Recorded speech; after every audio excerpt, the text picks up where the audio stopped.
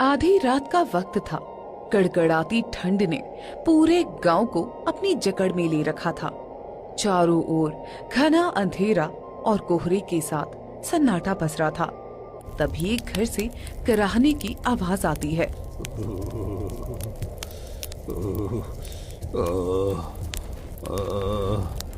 क्या हुआ पिताजी, आप ऐसे क्यों कांप रहे हो? बेटा मुकेश, मुझे बहुत ठंड लग रही है बेटा।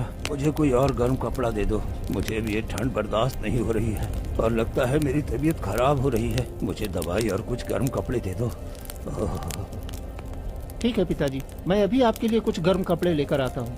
मुकेश घर के अंदर से कुछ गर्म कपड़े लाकर सुखू को दे देता है, लेकिन फिर भी सुखू ठंड से कांपता रहता है। बेटा, ये जमा देने वाली ठंड मुझे और बर्दाश्त नहीं हो रही है। ठंड मेरे शरीर के अंदर तक उतर गई है। हाथ पांव सुन्न हो रहे हैं बेटा। सांस भी बोझ लगने लगी है। अंदर से ऐसी कमजोरी महसूस हो रही है, जैसे लगता है जैसे मेरी सारी ताकत बर्फ बनकर जम गई हो। मुझे नहीं लगता है बेटा अब मैं इस ठंड में बच पाऊंगा। पिताजी, आपको कुछ नहीं होने दूंगा। मैं अभी भैया को बुला कर ले आता हूँ। इतना कहकर मुकेश अपने बड़े भाई के पास जाता है और मन ही मन सोचता है, मुझे नहीं लगता कि भैया पिताजी का इलाज करवाएंगे, लेकिन इस हालत में भैया कुछ न कुछ तो पिताजी के लिए जरूर करेंगे। फिर वो अपने बड़े भाई पंकज के पास आता है। भैया भैया भैया, आप सो रहे हैं? उठिए ना, पिताजी की तबीयत बहुत खराब हो रही है। क्या हो गया? तुम इतनी रात को शोर क्यों मचा रहे हो?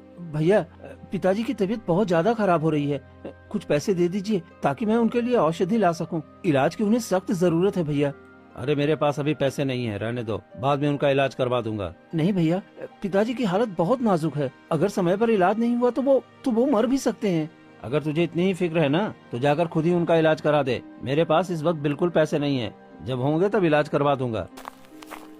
फिर मुकेश उदास होकर अपने कमरे में चला जाता है। क्या हुआ जी, आप इतने परेशान क्यों हो? भैया, पिताजी की इलाज के लिए पैसे नहीं दे रहे हैं। तुमने थोड़े से जो पैसे अलग से रखी थी वही दे दो, मैं उसी से पिताजी का इलाज करवा दूंगा। ठीक है जी। फिर संगीता पैसे निकालकर मुकेश को दे देती है और मुकेश उन्हीं पैसों से अपने पिता का इलाज करवाता है।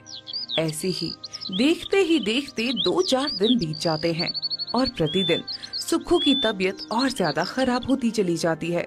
फिर एक दिन अचानक सुखू इस दुनिया को छोड़कर चला जाता है।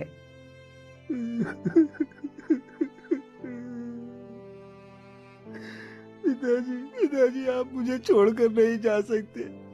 पिताजी, उठिए ना पिताजी, उठिए ना। लेकिन सुखू हिलता तक नहीं है।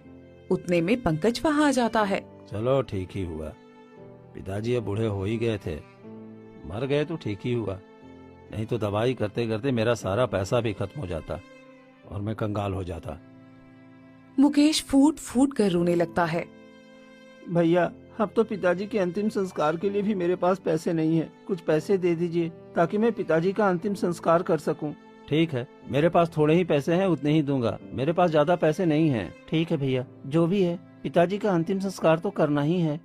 फिर दोनों भाई जैसे तैसे अपने पिता का अंतिम संस्कार कर देते हैं। कुछ दिन बीत जाते हैं। आधी रात को पंकज अपने कमरे में सोया होता है, तभी उसकी पत्नी उसे जगाती है।